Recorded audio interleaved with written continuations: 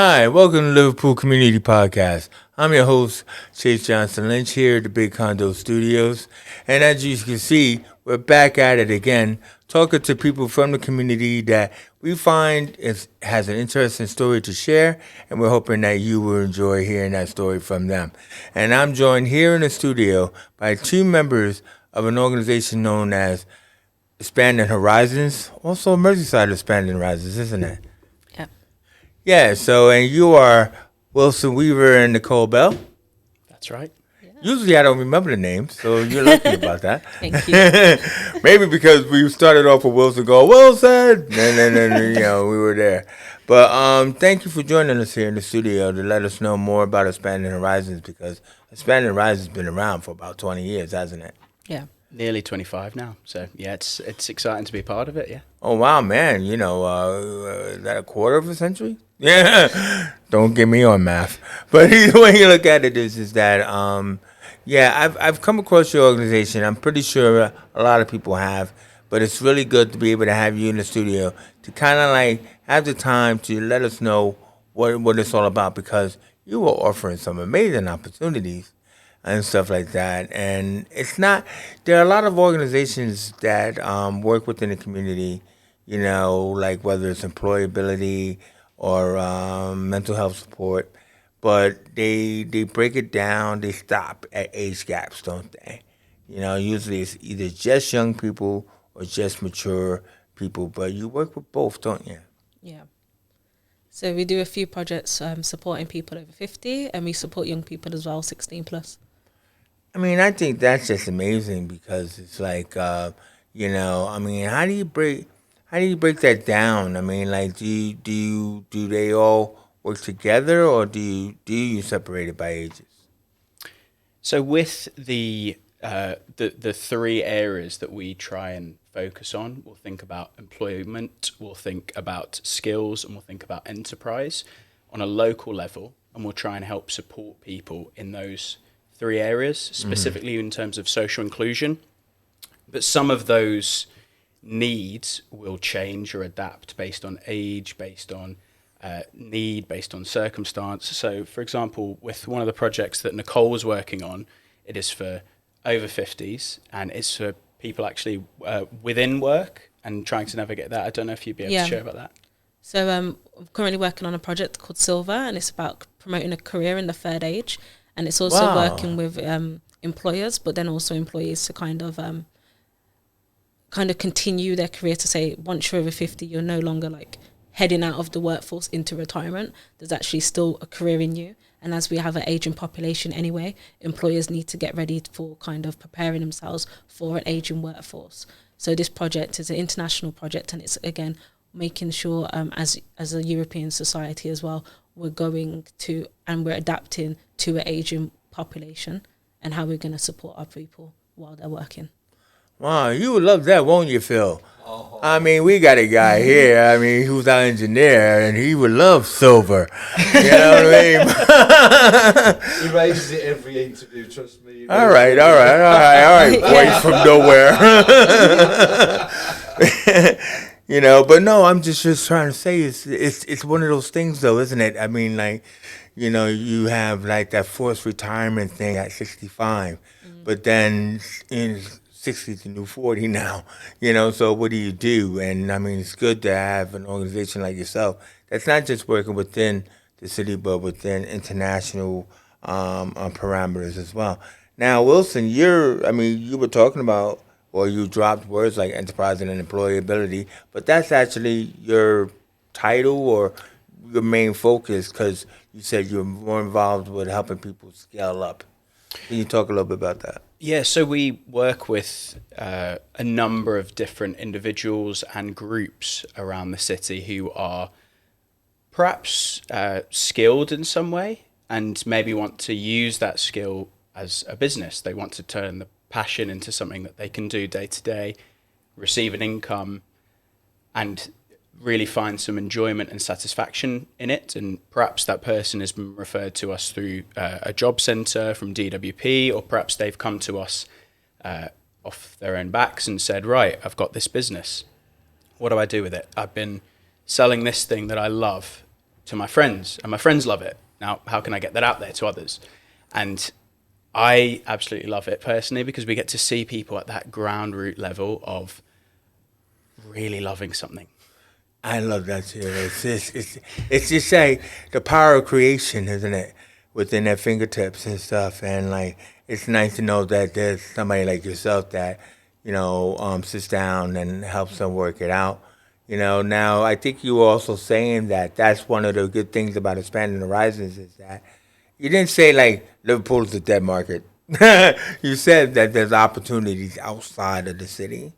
So can you tell me a little bit about that? Maybe you can tell me a little bit about that, Nicole, about how people don't tend to think of going outside of their city to find job opportunities.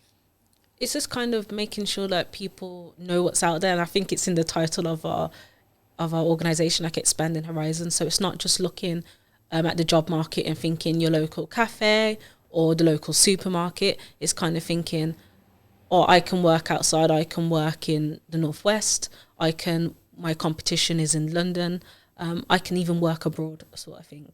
And it's like, I just want to be a hairdresser. I can be a hairdresser on a cruise ship kind of thing. And it's just kind of open people's mind to them possibilities and what's out there. And it's not just, I'm going to do what everybody else is doing in my community. It's, I can do that, but I can also do this as well. And just allowing that person to kind of have the opportunity to either see or experience that, but then also want that for themselves. And on that, I think to add, that doesn't mean that those are untrue stats that have been thrown out. So this region in Liverpool has the 4th lowest business density in the UK, which is a challenge. However, the idea of actually there being assets within the community which are perhaps untapped is something that's really exciting to both of us and to the whole organisation, to be able to say, look, you guys have loads to value, loads of value to give rather. Come and share that, come and explore that, come and see perhaps what you could be or what you could try and achieve. Yeah. And don't think that there are barriers which aren't able to be overcome, be they disabilities, which we do work with people who experience physical disabilities as well, and perhaps maybe working towards a future where they can actually pull in an income from that passion. Yeah. I mean, you use the word intercultural learning. It's kind of like the thing about it is that people have to be able to expand their mind to think outside of Tesco's is the only job I can get. It's like, in that fashion, like I was explaining to you before, it's like, like our organization where we look at jobs and employability, we look at like, say, like in a movie, like the end credits of a film, there are 500 jobs, but what it is that people never actually take the time to think or to explore. Now, I believe you were saying that you have actual classes or situations with your users that you're able to get them to look at gestures and to adaptability and patience role plays, in a way. Is this right? Like to help them like to work internationally, you were telling me. Yeah, so like participants who have got involved with international projects, they come away with not only the skills that they learnt for that project, but also the intercultural skills for being abroad. So that is kind of either the gestures, learning how to communicate with people, and sort of soft skills like, again, using gestures, and even through role plays when we're learning, and it's like learning non-formally as well. They come away with knowing how to adapt to situations. They come away with dealing with complex situations and problem-solving abilities that help them navigate when it comes to working in diverse places. But then that's also part of their intercultural learning, because that adaptability allows them to kind of thrive in these situations. And there are also skills that they can use when they come back to the UK and in Liverpool as well, to kind of, I can do this. I've worked here, I've had this experience, and I can translate this within your organisation. Now, the thing about it is that now people are going to start to get excited about this because, like when you say, wait a minute, so I get to go abroad? I get to go, how much is this going to cost me? I get to go abroad, I get to learn something, and I get to go for free. Exactly. Yeah, I'm glad I was able to hold that face. But no, exactly. I mean, like, so the opportunity to do that, obviously, your organization is funded Yeah. and everything. Who funds such an operation like this? So we have funding through European funding. So we have through the Erasmus Plus program still. And although that's something actually we're out of as a UK organisation, we still have a few projects. And we also have an ongoing project funded through them dealing with mental health in the workplace as well. And that is because, like, the UK, we are seen as the experts in mental health and mental well-being in the workplace. And because we're working across Europe as well, like, where it's about sharing these expertise as well and learning from each other and working in partnerships. So we're able to have these opportunities.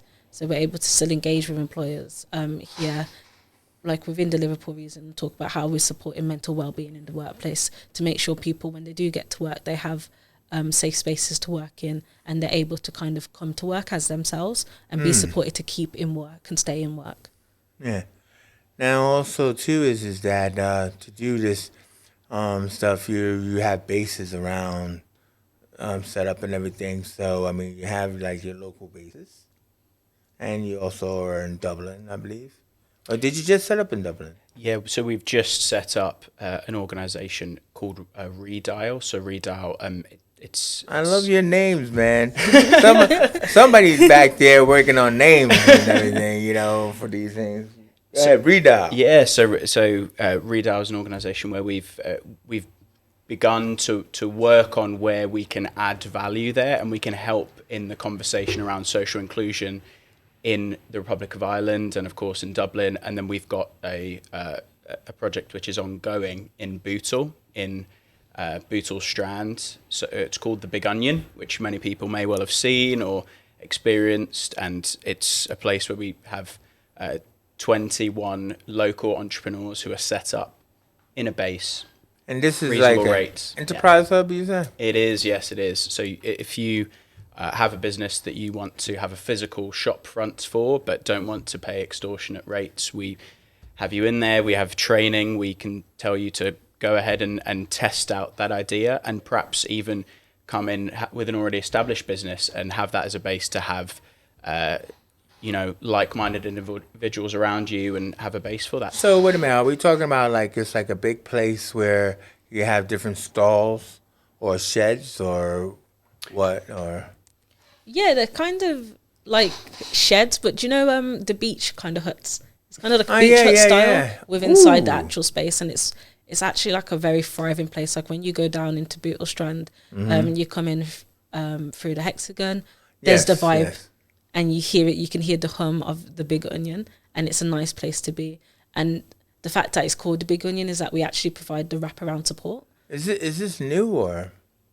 It's been going for about 2 years. We had our anniversary. I apologize, but you know, I'm just like you. I mean, I need to know what's out there, but it's like, So basically, as a small organization, I can like contact Expanding Horizons about, say, what I offer, what I do, whatever, and some type of thing could be worked out in that aspect. Is that right? Yeah. And everything. I just think that's just fascinating. I mean, now, but also the big project, because it's kind of like what is Expanding Horizons doing now, and that's one of the things you guys are doing.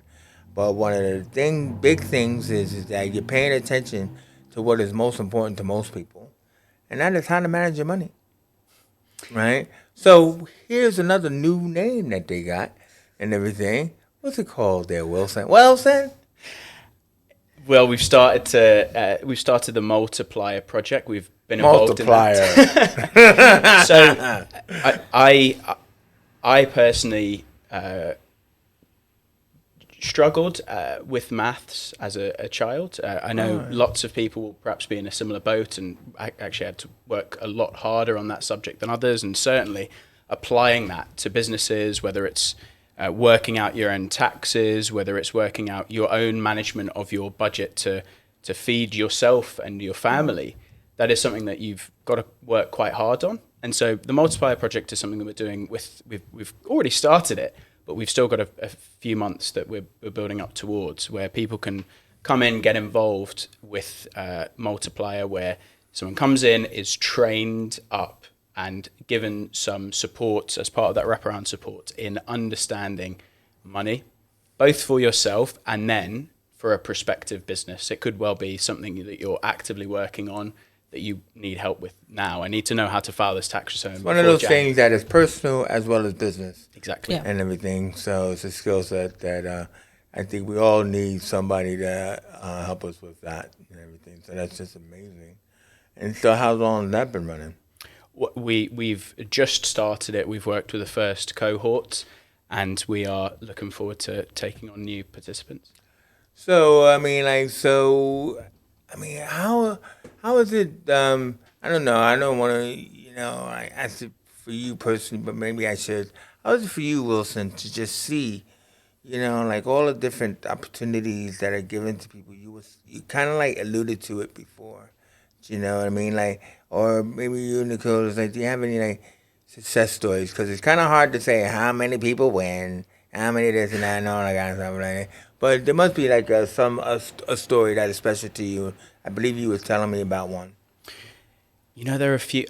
One actually I wanted to say. So in a previous interview, I saw you in a New York Jets jersey. He's actually watched the interview. I know. Hold on for a second, Phil. Get on me. He's actually watched this show. I knew this show was popular. Go ahead. I saw that. So we've been working with the Merseyside Nighthawks, which is the American football team in Merseyside. Now, I couldn't believe that American sports here in Liverpool. There's the Nighthawks, the Trojans, the D-side Dragons. I just can't believe that. But yeah, go ahead. You work with them. They have big ambitions, and we've loved working with them and helping them through that process. And I think a very typical example of what we do with people is we will meet them, and they will have all the tools already. They'll have all the assets. They've got the passion. They've got the desire. It's just about trying to get everything in order and trying to say, oh, have you thought about this? And they've already thought about it, but they just weren't sure. And that's certainly the case with the Nighthawks. They had everything in place. They've actually been amazingly run for 20 years, and now they're looking at really ambitious plans for the future, perhaps collaborating with others, perhaps having even more expansion as the sports comes to the UK. Isn't it crazy? Isn't it crazy how they seem like they're invisible, don't exist, when you don't use social media in the way other people do? And you know what I mean? It's just come on, man. Just expand your social media, because I would love to go to a game at one point, so because the Nighthawks are baseball, isn't it? Well, the Nighthawks is American football. It's up in Skelmersdale, so yeah. All right, man, cut that. The Trojans are baseball, the Nighthawks are football. But I mean, I know it. I know the difference. I don't get to watch the game because of that on social media. We'll go one time. We'll go. You know what I mean? American football. I mean, people don't understand how good that is. Maybe you could tell me about the DJ girl, then, Nicole, or do. I'll let Wilson allude to that. All right, Wilson. Sorry, you gave me a new story. We talked. We had a thing. We had a thing.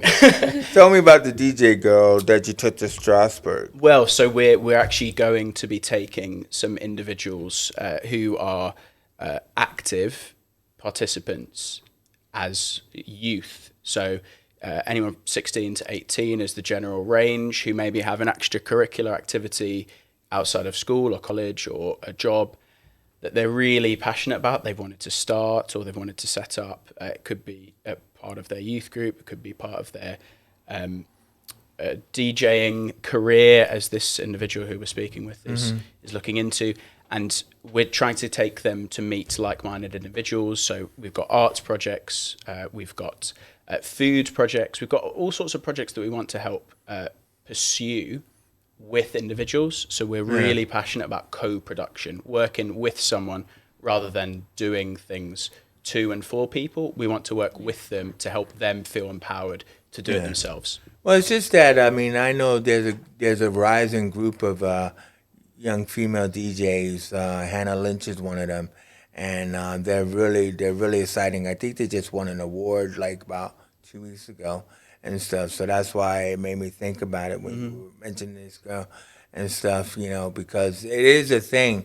It's not just what's his name, Norman Cook, or the guy Fat Boy Slim, at Ibiza. You know what I mean? But there are a rising thing of young female DJs. Before that you go, I want to ask you, Nicole, as the European coordinator, part of your deal is working with the over 50s, right? So, and we were already talking about how, people that you feel, want to work.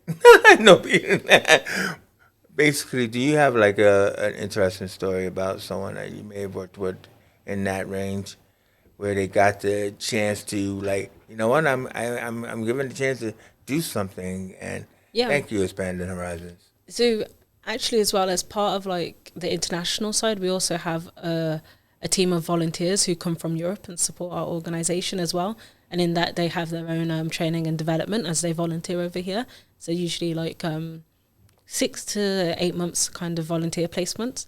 And funny enough, actually, even as part of that, and it's just something extracurricular, but I recently just went to the Lake District with one of our volunteers over the weekend, and just having the opportunity to ride one of the self-drive boats and to kind of see the smile, and it's just like, you didn't think this was part of your learning and development of this process. Did you call it a self-drive boat? Yeah, so she was actually steering the boat herself, sort of thing, and it's just kind of that, like, she doesn't know how to... a moment of pride to it, didn't it? Yeah, she doesn't know how to drive a car. It's her first time travelling out the country, but then to kind of she's not going to hit a tree out there, is she? I mean, you can hit another boat, but it's just kind of having these additional experiences and just sense of like, I've done something that I never thought I could do. Exactly. And it's in them kind of moments as well. It's like, wow, I get to meet such a plethora of people from all over the world. Exactly. And just having these amazing experiences and trying new things. And you've only been with the organization. You're like a newbie. You've only been here for like 8 months now. And are you enjoying it then? I love it. I really do love what we do. Just seeing people develop, and it's not even like, again, it's not we're doing things, it's really built with people in mind, what they want to do, and it's a support. And it sounds cheesy to say, but all we do is expand people's horizons, and it's just that, just allowing people to see the possibilities of what's out there, and that's all we do, is the people doing the work themselves. We're just here trying to facilitate that. Well, I think it's amazing work what Expanding Horizons does, and I really do appreciate you guys coming in to share, like the work, the people, the ethos, really. So basically, when I did ask you, kind of like, what do you have coming up now? You have already talked about, the big onion and the multiplier and stuff like that. Like, where do you see? You're already 25 years old as Expanding Horizons. Where do you see Expanding Horizons going from here, Any other cute names you got there, Wilson?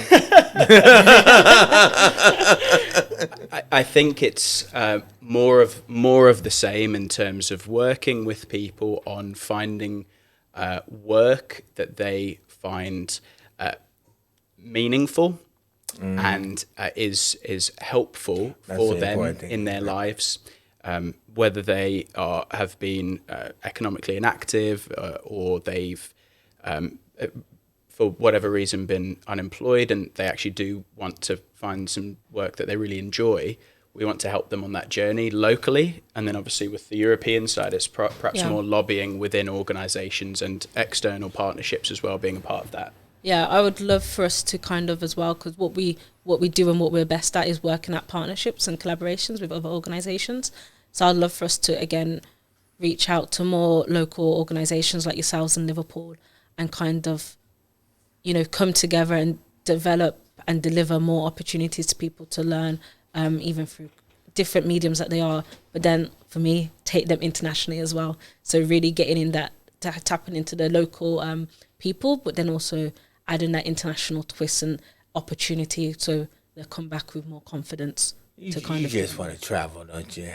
Let me tell you. Let me tell you about my visit to Dublin. Have you ever been on the duck bus and the Viking bus in Dublin? No, I haven't. What? In Market Street? You know Market Street, the center of the You're town? missing out, Nicole. You're missing out. Oh, please tell her. Please. Have you Well, worn? I'll Have take you you worn? Have traveling. you worn a helmet? Have you worn a helmet where you're on the top of the bus and you have to scream? All right, brother.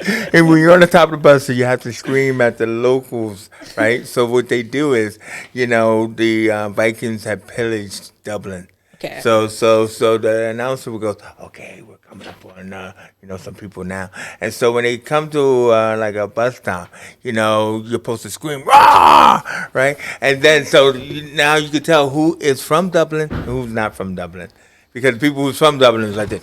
Oh, goddamn. People not from Dublin like caught unawares. You see that? Anyway, you got to do it. Next time you go to Dublin, go to Market Street, get on a duck bus. Okay. Well, we've got to go travelling too. We've got to go to Skelmersdale for the Nighthawks games. We've got to go to Southport to the This Atkinson. is why I don't know about the games, because nobody goes to We've got to Skelm. go. We'll go. It'll be great. Jesus Christ, man, you got the fascinating. First of all, let's tell people how they can find you, because the opportunities that you offer are amazing, and they're free. So, can you do the social thing? How can people find you or apply for the opportunity? Yeah. So first of all, follow us on our website, and that is expandinghorizons.co.uk. We are on Instagram at eHorizons as well. We are on Facebook, so Merseyside Expanding Horizons, and LinkedIn as well. So Merseyside Expanding Horizons. Just get in touch. There's opportunities there. Yeah, just reach out. Is there any barriers that will stop somebody? Because you're working with people also with physical disabilities as well, which is a good thing. So is there any barriers that would stop somebody, for this opportunity? No, and we do try to make sure we are reducing barriers. So Of course, yeah. I don't think there is, if there's nothing in particular. No, all our opportunities are very accessible as well, and that is built into how we do a program.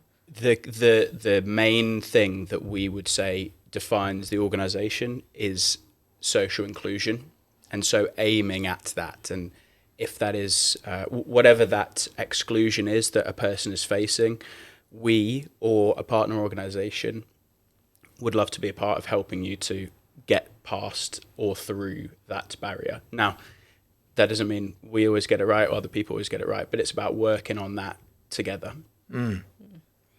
Well, I hope you've enjoyed this interview as much as I have. I would like to thank Wilson Weaver and Nicole Belle from Expanding Horizons. I hope if you feel that there's someone or even yourself that might be looking for an opportunity or a chance, really, when it comes to employability or employment, not just to go to Dublin, but that would be a nice little, cherry on the top and stuff like that. We gave you their social media handles and everything, and I'm pretty sure that it was on the thing below. And please, comment as well. So thank you very much once again for joining us. I'm your host, Chase Johnston-Lynch. You've been watching the Liverpool Community Podcast here in our big condo studios. Nice and warm and toasty here and stuff like that. And I'd like to thank my man, Phil, feebly on the decks.